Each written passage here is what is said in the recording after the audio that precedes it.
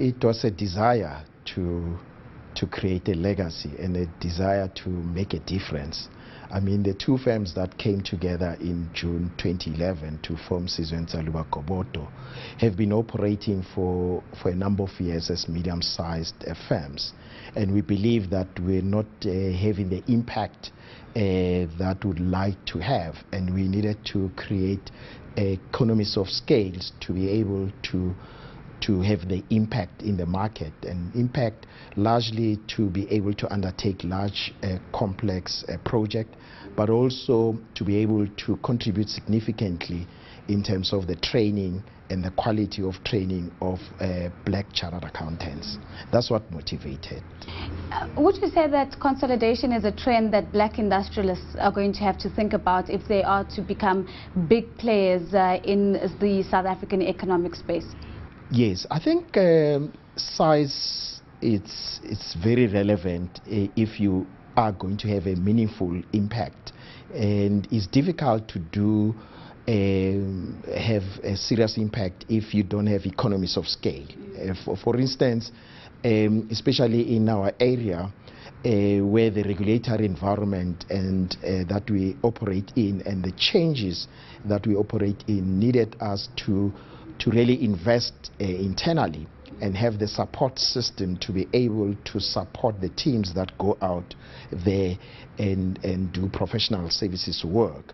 So for us to be able to do that, and for us to be able to have the resources, we needed scale. We needed to have large scale contracts, projects, to be able to get decent fees and to be able to reinvest into the organization. And we believe that we provide a model which people can look at for empowerment and building large sustainable businesses. Normally and historically, when we look at and when people talk about enterprise development, they used to refer to small enterprises. Right. But we believe that for the good of the economy and socio-economic situation, you really need to encourage businesses and enterprises that are large, that are owned and managed by black people.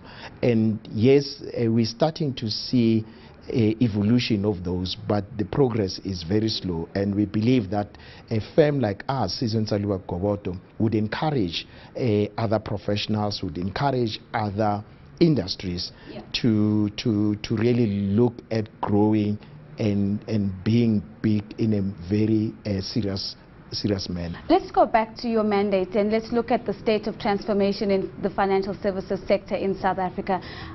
Have we progressed? And how much more still needs to be done? Certainly we are not where we used to be. We have made progress, and I think we find ourselves in a situation where various stakeholders are looking at the issue of transformation earnestly. And yes, there's a lot of backlog that needs to be addressed. We have progressed. We have more than 2,000 African black chartered accountants out of a total population of about 36,000 or so, which is translating to a very small percentage.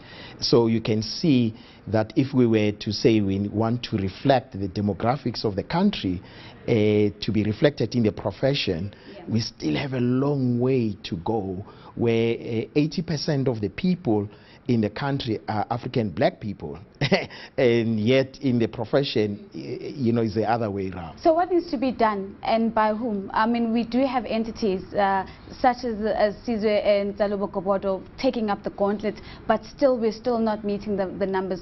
Who needs to do what for us to try and see that demographic alignment?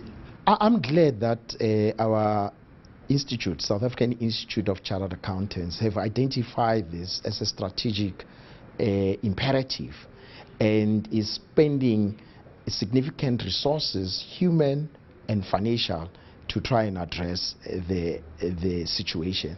But in doing that, is collaborating with all the players, especially the big accounting firms, through the Tutuka project, where we're pulling the resources, the few resources that we have, and pulling them together and partnering with government in addressing the issue. So that's one area. But the firms themselves individually are also working on their own plans to address the issue. For instance, SizweNtsalubaGobodo, we spend more than 5 million rands in our bursary scheme, in addition to our contribution to the Tutuka Bursary Fund.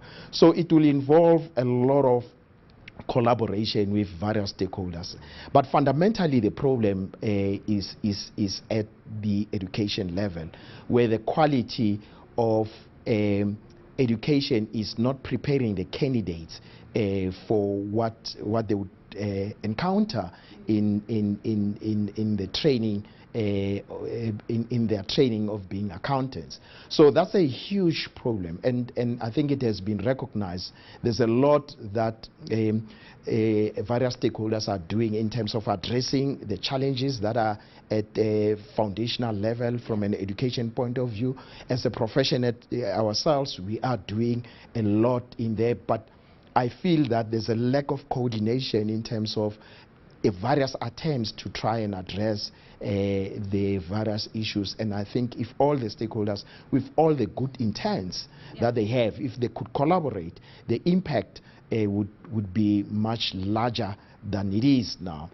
And the biggest issue has to do with the mathematics at high school level, where there's two sets of mathematics, and the other set is not.